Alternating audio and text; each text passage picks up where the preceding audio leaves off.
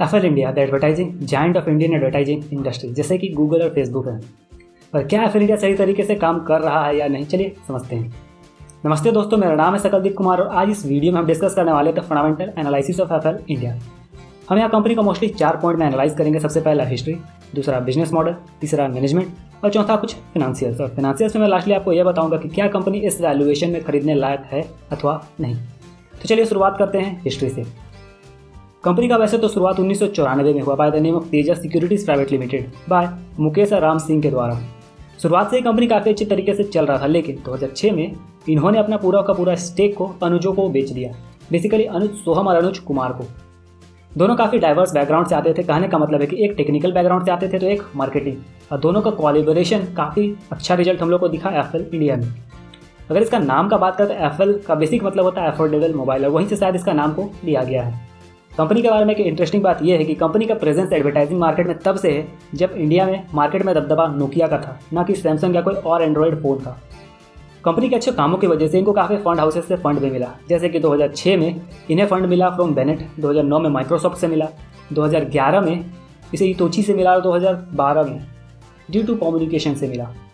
यहाँ पर बात यह है कि कंपनी ने इस फंडिंग को काफ़ी अच्छे तरीके से यूज़ किया। कंपनी ने धीरे धीरे इवॉल्व भी किया। जैसे शुरुआत में कंपनी एसएमएस के थ्रू ज़्यादा फोकस करती थी, बाद में उसने रिपल और पैच के थ्रू किया, बाद में उन्होंने फिर से थोड़ा मॉडिफिकेशन करके अपना एनालिटिक्स डिवीजन बनाया और एड फ्रॉड को भी रोकने का काम किया। तो ये तो कंपनी का इवोल्यूशन हुआ। कंपनी ने इवोल्यूशन तो किया ही, मतलब ऑर्गेनिकली तो ग्रो किया ही, साथ में इनऑर्गेनिक तरीके से ग्रो करने के लिए कंपनी ने कुछ अदर कंपनीज को एक्वायर भी किया। जैसे 2012 में मोबी मिस्टा को एक्वायर किया, 2018 में कंपनी ने विचूरी इंडिया को एक्वायर किया, और 19 में कंपनी ने रिविक्स और सॉफ्टफिक्स जैसे कंपनी का नाम है उन दोनों को एक्वायर किया। और फाइनली कंपनी 2018-19 में आईपीओ के थ्रू मार्केट से भी पैसा उठाती है। तो ये तो है कंपनी का ओवरऑल हिस्ट्री। अब हम बात करते हैं कंपनी के बिजनेस मॉडल के बारे में। सबसे पहले समझते हैं कि एडवर्टाइजिंग बिजनेस एक्चुअली में काम कैसे करता है। अगर पुराना एडवर्टाइजिंग का बात करें तो सबसे पहले होता था कि एक एडवर्टाइजर जिसको एडवर्टाइज करना है वो बोलता था, जिसके पास स्पेसिस रहता है, इसका कस्टमर है जिसको पढ़ता है, कोई जैसे न्यूज़पेपर हुआ, टीवी हुआ, रेडियो हुआ, मैगजीन हुआ, उनको बोलता था कि आपका जो जगह बीच बीच में खाली है उसमें मेरा ऐड कर दीजिएगा। तो पहले इसी तरीके से डायरेक्ट कोलैबोरेशन होता था, एक 1-to-1 होता था। लेकिन with the advent of internet और एक चीज़ छूट गया कि पहले मास मार्केट को कैप्चर करने का कोशिश करता था आदमी या कंपनी। फोकस नहीं किया जाता था कि उसका ऐड में किसी को इंटरेस्ट है या प्रोडक्ट में किसी को इंटरेस्ट है या नहीं, बस मास मार्केट को दिखा दो, जिसको पसंद होगा वो आएगा ले लेगा। पहले इसी तरीके से चलता था। लेकिन with the advent of internet, IT और बहुत सारा सोशल मीडिया प्लेटफॉर्म की वजह से ये बहुत ज़्यादा चेंज हो गया। चेंज ऐसे हुआ कि अब टारगेटेड ऑडियंस को ही वो एडवर्टाइज दिखाया जाता है उसके इंटरेस्ट के अनुसार।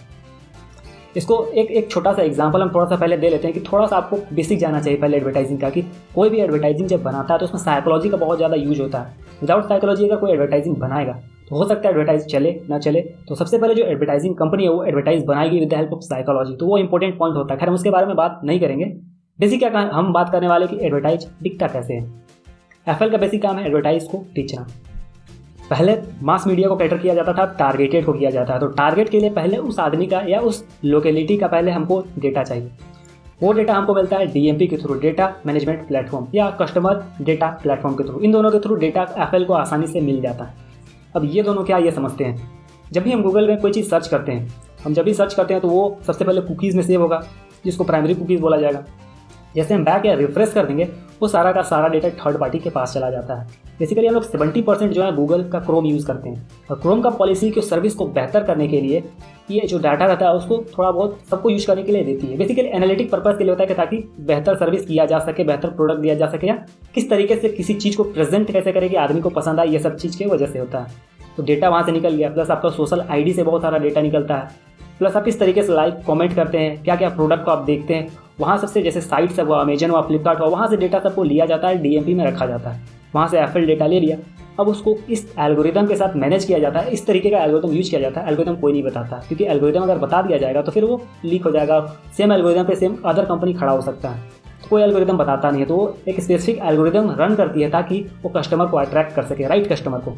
एफएल का बेसिक काम यही है कि वो डेटा को ली डीएमपी और सीडीपी से, और इस एल्गोरिदम को इस तरीके का एल्गोरिदम क्रिएट की जिससे कि वो टारगेटेड ऑडियंस तक पहुंच सके। एक छोटा सा ग्लिम्स दे देते हैं कि कैसे ये पूरा का पूरा एडवर्टाइजिंग, इंटरनेट एडवर्टाइजिंग मार्केट काम करता है। एक तरफ तो जिसको एडवर्टाइज करना है वो रहता है, एक तरफ जो एडवर्टाइज दिखाएगा वो रहता है। बेसिकली दोनों एक जगह है। अब दोनों को मिलाने का काम में बीच में बहुत सारा चीज़ आता है। जैसे जिसके पास स्पेसेस अवेलेबल है जैसे वेबसाइट वो कुछ नेटवर्क से जुड़ा हुआ रहता है, जैसे गूगल डिस्प्ले नेटवर्क। मोस्टली हम लोग इसी को जानते हैं गूगल एडसेंस का जो हम लोग लेते हैं। आप भी एक नेटवर्क क्रिएट कर सकते हैं। मान लेते हैं आप कोई 25 वेबसाइट जो लोकल लेवल पे काम करता है उसको ले लिए और बगल बगल का दुकान में कॉन्टैक्ट करके उसका ऐड को रन करवा रहे हैं, तो उससे भी आप कमा सकते हैं। सेम इसी तरीके का काम करता है गूगल एडसेंस या गूगल डिस्प्ले नेटवर्क। कुछ वेबसाइट को ले लेता है वो और वहाँ ऐड रन करवाता है। तो ये बेसिक हुआ नेटवर्क क्रिएट किया। अब नेटवर्क क्रिएट किया तो वो डिमांड करेगा, तो जिसके लिए डिमांड साइड प्लेटफॉर्म होता है जहाँ वो डिमांड करता है उस प्लेटफॉर्म में।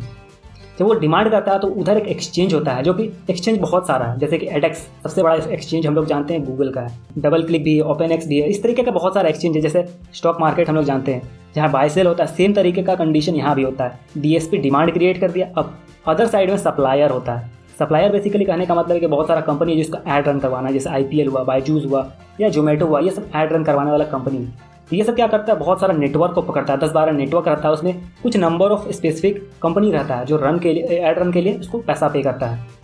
जब वहाँ उसको पैसा पे करता है तो मान लेते हैं कि उस नेटवर्क में ओवरलैप कर सकता है कंपनी। कहने का मतलब बस इतना समझिए कि उधर कंपनी है वो एक नेटवर्क के थ्रू सप्लाई जनरेट करता है, जिसको हम SSP बोलेंगे या सप्लाई साइड प्लेटफॉर्म।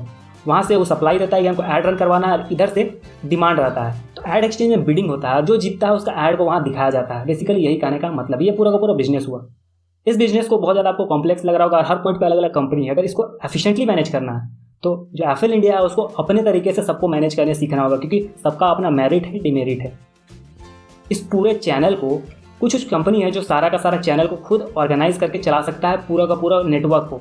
बस एल्गोरिथम का काम एफएल इंडिया कर सकती है, लेकिन मेरे हिसाब से एफएल इंडिया अगर इस पूरे नेटवर्क में खुद काम करती है तो बेटर होगा कंपनी के पर्सपेक्टिव से। खैर, ट्रेडिंग के पर्पज से अगर नाम का बात करें तो एक्यूमेन हुआ, कैड्रियोन हुआ या जेविसिस करके कोई कंपनी है जो पूरा का पूरा नेटवर्क को संभाल सकती है। अगर किसी को इंटरेस्ट नहीं है पूरा का पूरा नेटवर्क को संभालने में तो ये तो हुआ बात कि कैसे ये पूरा का पूरा एडवर्टाइजिंग मार्केट काम करता है। अगर कंपनी का बात करें तो कंपनी करती क्या है, एल्गोरिथम से एफिशिएंटली कस्टमर खोजती है।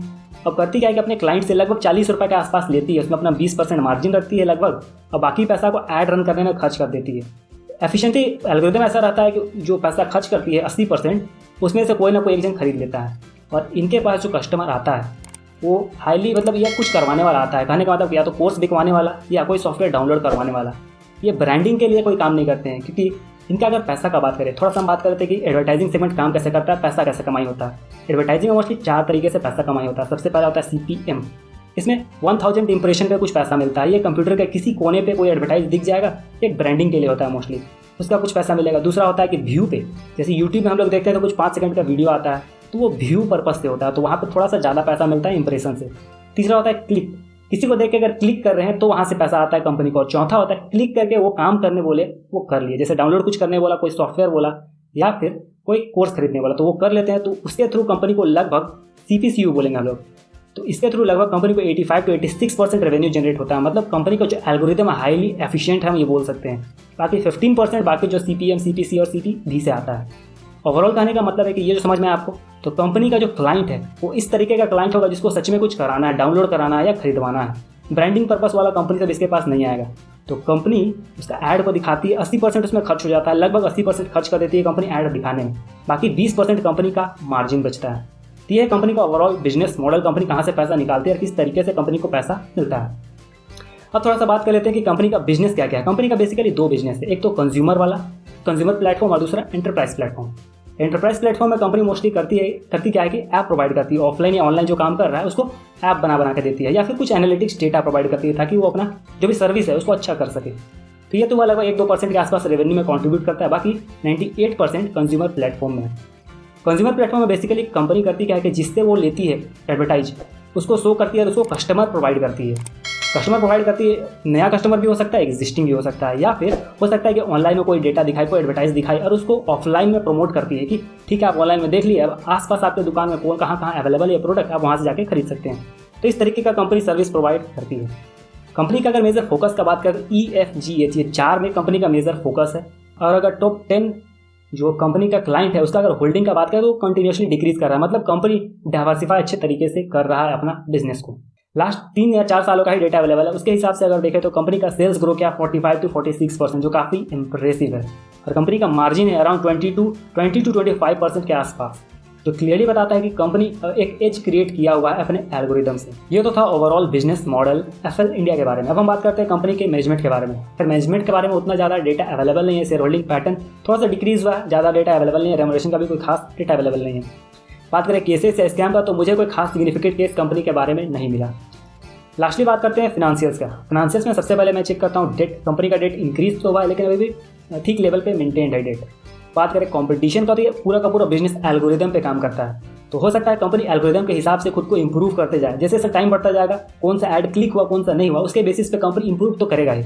दिक्कत ये है कि मान लेते हैं कोई नया तरीके का एल्गोरिदम इन फ्यूचर डेवलप कर लेता है कोई दूसरा कंपनी, इसके वजह से हो सकता है कि पूरा का पूरा मार्केट को ही डिसरप्ट कर दे, क्योंकि स्विचिंग कॉस्ट कुछ है नहीं। जिसको ज़्यादा बढ़िया ऐड मिलेगा उसके पास वो चला जाएगा, जो इससे ज़्यादा अच्छा सर्विस प्रोवाइड करेगा। ये हाईली डिसरप्टिव मार्केट में हम ये बोल सकते हैं। तो कॉम्पिटिशन की वजह से मुझे कोई खास पसंद नहीं आया ये कंपनी। अब बात करते हैं रिटर्न ऑन इक्विटी और कैपिटल एम्प्लॉयड का। कंपनी का रिटर्न ऑन इक्विटी और कैपिटल एम्प्लॉयड काफ़ी हाई है, जो क्लियरली बताता है कि इसका पी मल्टीपल हाई रहने ही वाला है, जो आपको क्लियरली दिखेगा भी। तो बात करते हैं डेट टू इक्विटी का। तो डेट टू इक्विटी 0.5 से कम है लेकिन इंक्रीज हुआ है। तो बात करें कैश फ्लो का, तो कंपनी का प्रॉफिट कैश में कन्वर्ट हो रहा है, लेकिन जब आप रिसीवेबल को देखिएगा तो उतने अच्छे तरीके से कंपनी का जो प्रॉफिट है वो कैश में कन्वर्ट नहीं हो रहा है, कहीं ना कहीं रिसीवेबल्स में पैसा फंस रहा है। लास्टली बात करते हैं कंपनी के वैल्यूएशन का। कंपनी का लास्ट कुछ सालों का एवरेज प्रॉफिट रहा है अराउंड 100 करोड़, और अगर 100 करोड़ के हिसाब से हम इसको 20 to 30 का पे मल्टीपल देते हैं तो कंपनी का वैल्यूएशन आता है अराउंड 2000 to 3000 करोड़। और कंपनी का फ्री कैश फ्लो नेगेटिव है, तो ऑनर्स अर्निंग के थ्रू निकालना इसका वैल्यूएशन नामुमकिन है। और कंपनी का अभी का वैल्यूएशन का बात करें तो वो चल रहा है अराउंड 14,000 to 15,000 करोड़, जो क्लियरली बताता है कि कंपनी अपने फेयर वैल्यूएशन से काफ़ी हाई मल्टीपल पे ट्रेड हो रहा है। तो ये तो था ओवरऑल एनालिसिस। अगर आपको इसमें से कोई चीज़ समझ नहीं आया तो मैं चाहूँगा कि आप कमेंट में पूछें ताकि मैं उसका आंसर कर सकूँ। और अगर आपको वीडियो पसंद आता है तो इस वीडियो को लाइक और इस चैनल को सब्सक्राइब जरूर करें।